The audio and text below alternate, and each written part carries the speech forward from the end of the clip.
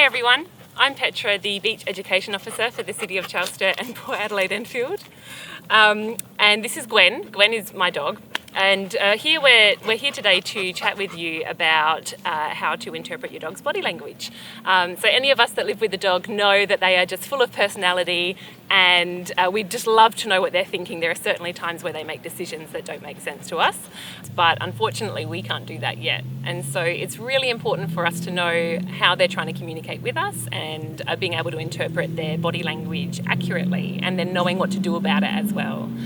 So when we are looking at our dogs, it's really important to look at the entire dog, look at the whole picture that they're giving us. If your dog is feeling safe and happy and comfortable, their muscles are relaxed, their ears are in a relaxed position, you won't see any tension in their brow or in their lips, and their tails will often be wagging at mid-height or carried at mid-height if they're not wagging. If your dog is feeling uncomfortable or stressed or a little bit fearful about a situation, the opposite of those is often true. So their ears will be dropped or back, their tail will be tucked right underneath their belly, or you might even see a dog's tail that's sticking right up at the back and just the very tip is wagging. So a wagging tail doesn't necessarily mean that your dog is feeling great. You do need to watch the entire body. The other things to look for if a dog is feeling unsure is the tension, muscle tension around their body, furrowed brows, looking at their lips, making sure that their lips are, just to see if their lips have any tension up at the top here on their top jaw. And you might even find that a dog that's quite stressed will close their mouth completely. So a lot of dogs that are feeling relaxed will have a nice relaxed mouth that's slightly open, but some dogs, if they're feeling really stressed, will close their jaws completely, and that's something to watch out for. When you see those signs, it's really important you give your dog space. Those behaviours function to increase the distance between your dog and the scary thing. So it's really important that you give your dog that space so that they're feeling safer, their brains can function a little bit calmer, and they're able to think and rationally respond to the information in the environment. So giving them extra space actually puts you at an advantage. You can calm your dog down, and then you can reassess and see if you can go back in or not. When we talk about interacting with dogs, it's really important to make sure that the dog wants to interact with you first. So one of the best ways to do that, and one of the safest ways to do that, is to stop a few meters away from a dog, especially if it's a strange dog and you don't know it.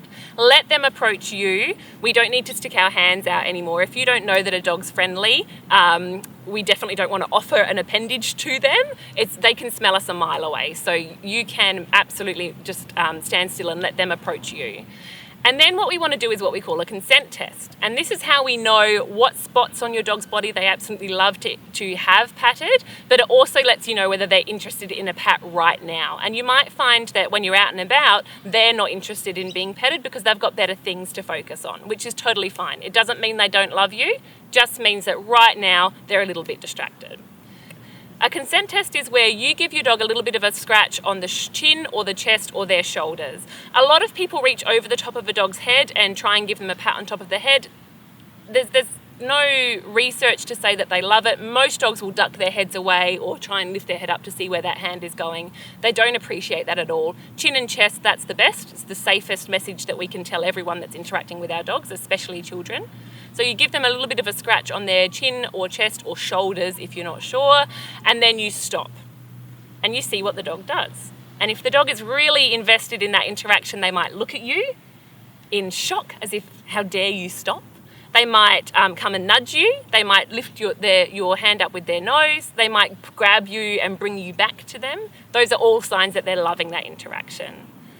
If they remain still, if they look away, if they physically get up and walk away, that is lovely information that they're not interested in that interaction right then and there. As I said, it doesn't mean that they don't love you, but it does mean that right then, that scratch was not something that they were finding reinforcing. So when you're giving them a bit of a scratch, you can test different areas the exact same way. So you can give them a scratch on the ear, see if they ask for more, give them a scratch on the chest, see if they ask for more, give them a scratch on the base of their tail, see if they ask for more. Sometimes you might give them a scratch and stop, and instead of walking away, they'll turn around and present a different area of their body to you. Beautiful information that they're interested in having that part scratched. So they're communicating with you, and it's a wonderful conversation that we can have with our dogs. So I hope this video has given you some tips and tricks to help learn more about what your dog is trying to say with you and keep your interactions with your dog and other dogs safe as well.